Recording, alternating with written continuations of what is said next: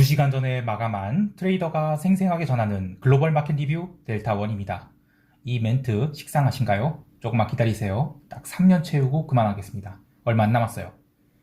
직전 영상에서 코스피 시황 지나치게 길게 하느라 어쩔 수 없이 1부와 2부로 나누었는데요. 자, 바로 유럽 세션 가겠습니다.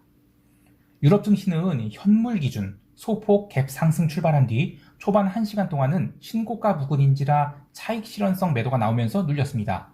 하지만 딱 그것뿐이었고 다시 매수세가 꾸준히 들어오면서 변동성 매도도 나타나고 미국 세션 개장 때 이미 신고가를 갱신해버렸죠.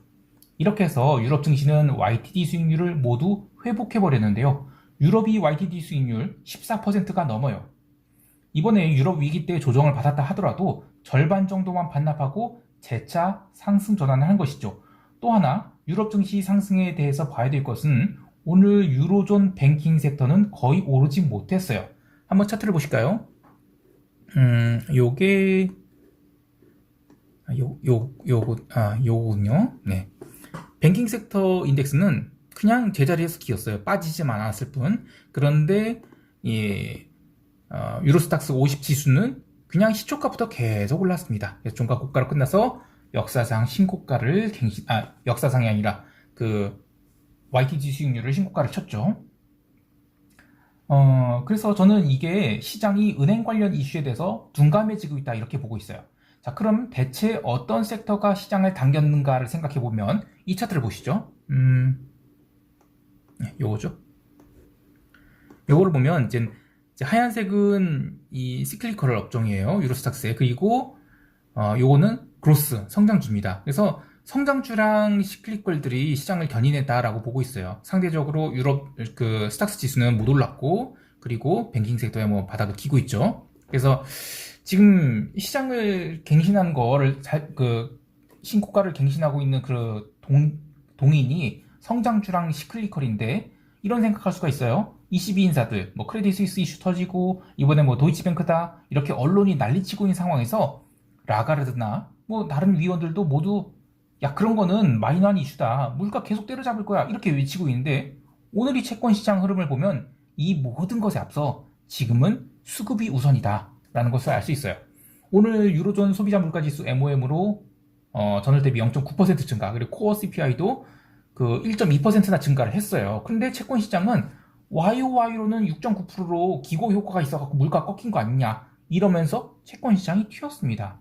자, 그런데 일시적으로만 튀고 다시 눌림이 있었죠. 보통 이렇게 눌림이 나오면 상승폭을 모두 반납하고 크게 하락하기 마련인데 오늘은 꾸준히 매수가 들어왔어요. 그래서 장기물 중심으로 채권 시장이 오릅니다. 그래서 지금 이 시장 흐름은 주식이고 채권이고 저가 매수가 들어오고 있다는 거예요. 주식은 유럽 시장 강세장 보고인 쪽에서 섹터 로테이션을 하면서 성장주 담고 있는 것이고, 채권 시장 또한 장기물 중심으로 채권 매수세가 들어왔지만 이 정도 매수로는 채권 변동성인 무브 인덱스 이건 눌려버렸어요. 자, 무브 인덱스 볼까요? 무브 인덱스를 보면 이제 아예 135까지 떨어져 버렸어요. 어떻게 보면 저는 이 3월에 198 간 게 이게 말도 안 되는 상황이었죠. 예. 그러니까 은행이 파산을 한 거 아니겠습니까? 자, 근데 이슈 다 끝났어요. 이제 저가로 처박혔죠. 그래서 이제 시장이 저는 3월에 피크를 쳤다고 봐요. 채권 시장이 변동성은. 그리고 이제는 나머지는 분기말 드레싱 차원에서 주식이나 채권 모두 매수가 들어왔기 때문에 저는 리스크 오프에 대한 설레발은 1분기에는 이걸로 끝, 이렇게 도장을 찍은 것으로 보고 있어요. 반면 통화시장에서는 달러가 강세를 보였어요. 미국 PCE 물가지수가 꺾였음에도 불구하고 아시아 세션부터 달러 매수세가 꾸준히 들어왔죠. 이것은 실수요자들에 의해서 달러 강세가 일어났다 이렇게 보고 있어요. PCE 물가지수 발표 때 잠시 달러가 눌리기도 했지만 보통 분기 말에는 달러 매수 수요가 어느 정도 들어오게 마련이죠. 그래서 이후 미국장 들어서도 꾸준한 달러 매수가 들어왔고, 그래서 사실상 달러는 일봉상 종가 고가로 마감하게 됐습니다. 상품 시장에서는 구리가 유럽 세션 들어서 강한 매도가 나왔는데 중국의 구리 재고가 급증했다 이런 이슈로 급락이 나왔어요. 근데 딱 1시간만 조정을 받고 이후에 매수세가 꾸준히 들어왔죠. 그래서 눌림을 상당량 만회하였는데요. 어쨌든 톤당 8,993달러 그걸로 1분기를 마감했다는 게 특징이에요. 그러니까 9,000달러를 심하게 깨서 훼손시키는 그런 하락 추세를 전한 이런 거 아니란 겁니다. 기름은 월요일 오펙 플러스 회담을 앞둔 상황에서 글로벌 증시가 계속 달리니까 오늘도 숏 커버가 나와서 브렌트 기름은 뭐 80달러에 거의 다 왔죠. 텍사스 기름도 75.7달러로 상승해서 마감했습니다.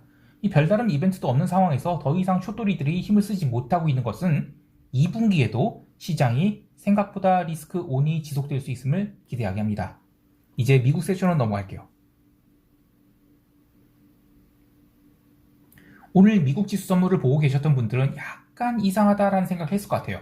아시아 세션에서 간만에 나스닥이 생각보다 못 올랐죠. 그리고 러셀이나 S&P 지수가 상대적 강세를 보였는데요. 특히 유럽 세션 초반에 지수가 살짝 조정을 보였다가 유럽은 1시간만 조정 보이고 재차 신고가를 돌파했죠.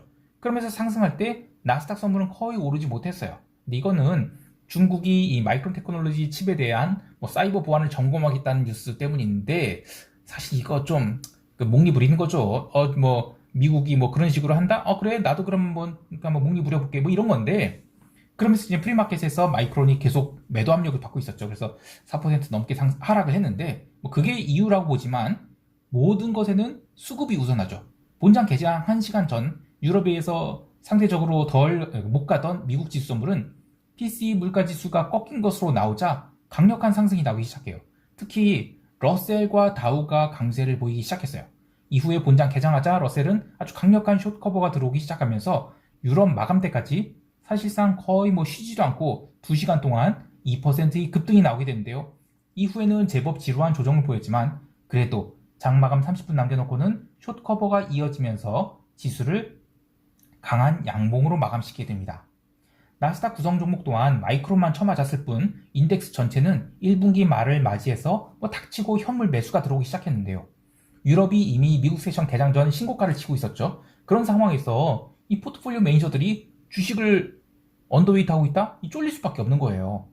개장 초 1% 가까이 올랐던 나스닥은 새벽 2시에 알고리즘 매수가 조금 주춤해지자 눌리려 했어요. 그런데 그보다 훨씬 강한 현물 매수세가 유입되면서 결국 4시 30분부터는 강력한 숏 커버로 마감하게 됩니다. 나스닥 선물은 13,308포인트로 마감했는데 지수가 연중 신고가를 갱신한 상황에서 1분기를 맞이했는데 이거 너무 오른 것이 아니냐라고 숏을 칠 수 있을 것 같아요. 자, 그런데 트레이더들은 상대방의 입장에서 생각해 봐야 돼요. 과연 1분기의 포트폴리오 매니저들이 주식을 얼마나 담았을까요? 1분기 YTD 수익률을 한번 비교해 볼게요. 이걸로 비교해 보면 되겠네요. 이것은 이 하얀색은 나스닥이에요. 그리고 주황색은 S&P 500, 그 다음에 이거는 그 10년 국채인데, 미국 10년 국채인데, 초반에는 그래도 국채가 나름 강했죠. 그런데 이후에 국채 파동이 한번 일어나서 국채가 언더슈팅 주고 다시 올랐다고 하지만 그냥 국채는 YTD가 제자리입니다. 그런데 나스닥은 이때 SVB 사태의 조정 때 이후에 훨씬 더 강한 속도로 튀고 올라가고 있어요. 물론 이 나스닥은 엔비디아 같은 반도체 주식에 AI 내러티브가 씌워져서 올랐다 이렇게 하긴 해요. 그런데 작년 초 시장이 높은 밸류에이션을 줄 때의 상황, 그러니까 금리가 다시 내려가고 성장주가 사랑을 받는다는 것이 1분기에 지금 드러났죠. 자, 그러면 최소한 4월 중순까지는 이러한 흐름이 더 이어질 수 있다라고 보는 것이 합리적이에요. 게다가 개별 종목들 보면 1분기 마감 이후 추가 상승을 기다리고 있는 종목들이 꽤 많은데요. 제가 별로 좋아하진 않지만 테슬라, 구글, 아마존 같은 나스닥 대형주 말고도 홈디포라든지 로즈 같은 이 기름 냄새 팍팍 나는 굴뚝주들도 강하게 솟아오르고 있어요. 그리고 해외 주식 계좌가 은근슬쩍 올라와서 이게 뭐 때문인가 봤더니 CME 그룹 주식이 연중 신고가를 갱신해보면서 종가 고가로 마감됐네요. 미국은 섹터 로테이션이 아름답게 진행되고 있다 이렇게 볼 수 있는 거예요. 그에 비하면 변동성은 오늘 얼마 빠지지 않았죠. 변동성 지수는 18.7포인트로 마감했는데 지수 상승폭에 비하면 변동성은 빠진 것도 아니에요. 변동성 선물은 아무리 만기가 3주 넘게 남아있다 하지만 여전히 20.75포인트로 2포인트 콘텐고를 유지하고 있죠. 이러면 당분간 하락 없는 겁니다. 다만 의외로 기름이 최근에 많이 오른 것에 비하면 기름 주식들은 얼마 오르지 못했어요. 최근에 기름이 오른 것이 거래량 동반해서 올랐다기보다는 거래 부진한 가운데 숏 커버가 나면서 오른 것이라 기름 주식은 상대적으로 반영을 못하고 있다 이렇게 보고 있습니다. 이제 시장 총평하면서 대응 전략 이야기할게요. 우리 시장은 월요일에 갭 상승이 예상되지만 오늘 미국 증시가 평균 1.5% 가까이 상승했다고 한방에 종합주가 지수 2,500포인트 이렇게 가버리게 되면 장중 조정은 얼마든지 나올 수 있다고 봐요. 특히 갭 상승이 크게 나오면 콜옵션 매도자들이 롤링업 해지를 강요받게 되는데 그러한 수급이 10분에서 한 30분 정도 이어질 수 있어요. 그게 끝나고 나면 오히려 장중 조정이 나올 가능성이 커요. 하지만 상승장으로 접어들었다는 것은 시황 일부에서도 이야기했듯이 여러 가지 증거들이 있죠. 그래서 혹여 장중 조정이 나온다 하더라도 롱을 추가하는 타이밍으로 잡아야지 뭐 1분기 억지로 뭐 종가 고가 드레싱 있으니까 그 물량 다 엎어버리는 대형 매도가 나와서 뭐 초대형 음봉 이런 거 나올 거라고 보고 월요일부터 숏 붙잡고 뭐 내려가 주십시오 기도를 하는 것은 아니라고 생각합니다.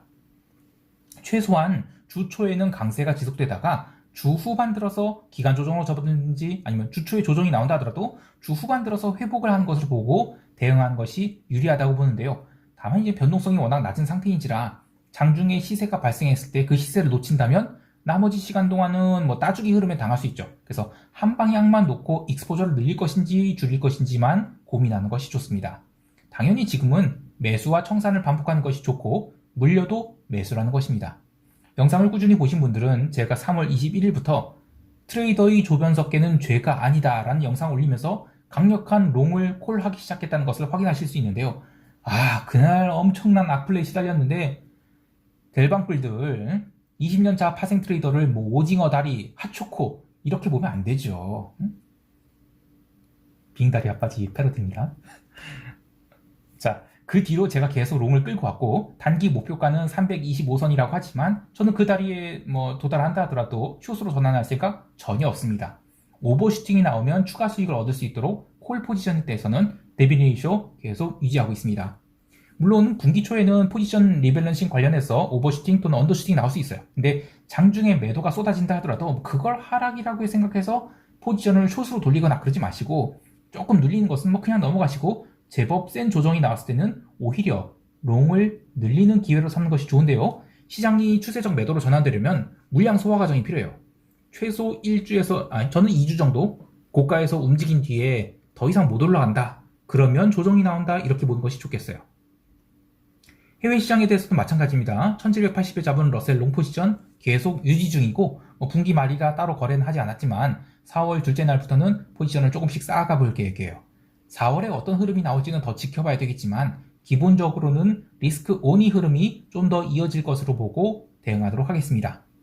긴 시황 읽어주셔서 감사하며 슈퍼생스 보내주신 분들께 감사드립니다. 1분기 모두들 좋은 성과 내셨기를 바라요. 1일 손들기에 흔들리지 마시고 2분기에도 꼭 분기 플러스를 기록하실 수 있기를 바랍니다. 이상 델타원이었습니다. 감사합니다. 수고하셨습니다.